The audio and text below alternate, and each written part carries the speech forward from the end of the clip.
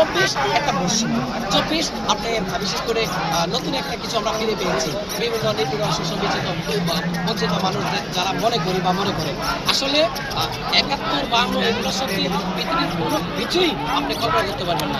এই বাংলা ভাষা বলতেছি, পবিত্র মায়ের ভাষা বাংলা ভাষাকে বলি। এই বলির জন্য কিন্তু আমরা পশ্চিম পাকিস্তানের কাছ থেকে আমাদের জীবন দিতে হয়েছে। পৃথিবীতে এমন কোনো নজির নেই যে আমরা তাদের রাষ্ট্রীয় ভাষার জন্য জীবন দিতে হচ্ছে, আমরা দিয়েছি। এই জন্য আমরা বীরের জাতি, বাঙালি জাতি, আমরা সবাই দেশটাকে সুন্দরভাবে গুছিয়ে ও পরিষ্কার রেখে সামনের দিকে এগিয়ে যাবো।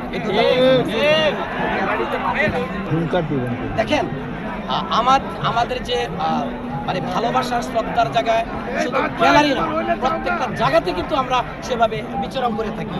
কারণ আজকের এই বিজয় দিবসে আমার বরাবরই কথা, এখানে এই যে শহীদদের স্মরণে শুধু আজকের একদিন না, এই দিনটা না, এই স্বচ্ছকাল না, প্রত্যেকটা মুহূর্তে প্রত্যেকটা ক্ষণে ক্ষণে এই জাতির বীর সূর্য সন্তানদেরকে, শহীদদেরকে শ্রদ্ধা জানাতে হবে, স্মরণ করতে হবে, মুখে ধারণ করতে হবে, রক্তের সাথে মিশে নিতে হবে। যারা এই দেশটা কিনে দিয়েছিল, যারা এই বিশেষ করে লাল সবুজের পতাকা, এরপরে এই যে রাষ্ট্রীয় পতাকা, এই যে মানচিত্র, এই যে ভূমি, এই যে মাটি, এই যে মায়ের বলি, এগুলা তো আসলে আমরা শহীদদের কাছে বরাবরই ঋণী, আমরা সবাই জানি।